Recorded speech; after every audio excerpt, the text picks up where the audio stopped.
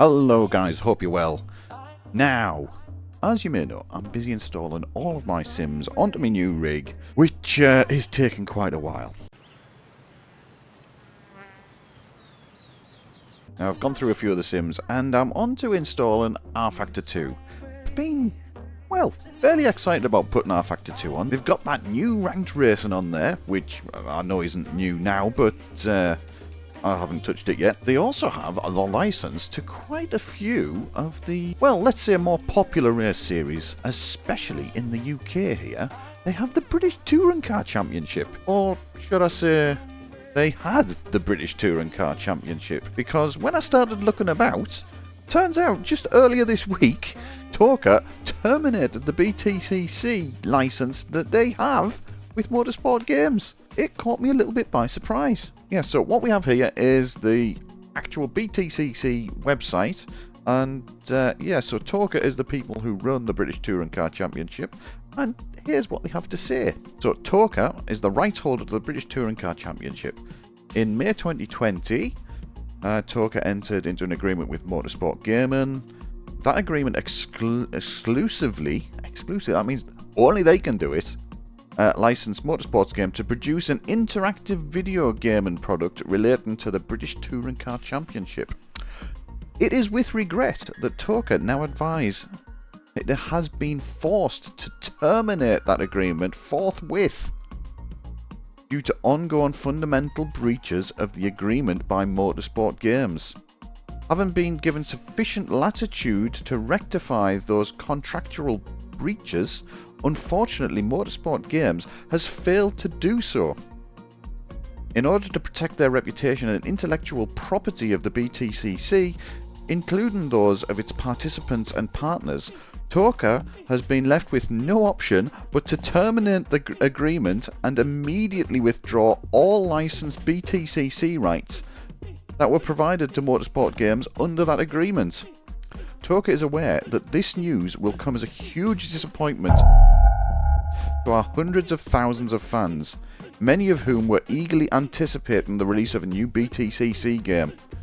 And we very much share that frustration due to Motorsport Games being unable to fulfill its contractual commitments. That is pretty scathing. It leaves me in a little bit of a quandary, because the main reason I wanted to go back and wanted to go and try R Factor was the BTCC stuff. So what's happened here is the British Touring Car Championship went to Motorsport Games and said, we would like our own game. To which Motorsport Games said, yes, we will make you your own game. Then what actually went on was Motorsport Games decided, you know what? It costs quite a lot of money to make a standalone game. Why don't we take the licensed cars that we have access to and put them into R Factor 2? Then we can sell them on there, we can make some money off it, and not actually make the game that we said we would to the British Touring Car Championship. So that's, as far as I can see, as a layman's terms, as what's gone on. I may be wrong. Correct me in the comments if I am wrong. You can still buy the BTCC packs, which is interesting. I don't know whether I should actually do that. So whether Motorsport Games will actually be told to remove the content from R Factor 2, I do not know. So what seems to have happened here is the real-world motorsport franchises have realised we have valuable IP here. We can sell on our licenses for our products to game manufacturers for a good bit of buck. However, they haven't done their due diligence and checked out whether the people they've sold them to are actually going to do a good job.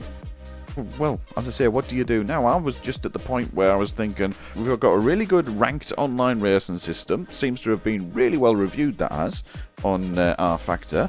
They've got all the rights for British touring cars, and that seems like a cracking combination. Touring cars always give really, really good racing.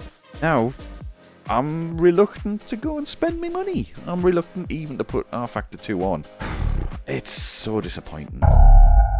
What would you do in this situation? Would you go take the punt, spend the money, get the downloads while you can? Or would you just stay like a million miles clear of it? What do you think about the licenses getting given out to perhaps what could be called questionable organisations. It seems to me that the sim racing community is missing out on some really, really good racing here. What do you think? Are we missing out? I reckon it's not good. It's not a good look. It's not good for the community. It's not good for the real world racing franchises, in my opinion. And on that bit of a bum note, I think it's time just for me to say thank you very much for watching. If you've enjoyed my little dilemma over what I've got to do here, please leave a like. If you've really liked it, consider subscribing, and bye for now.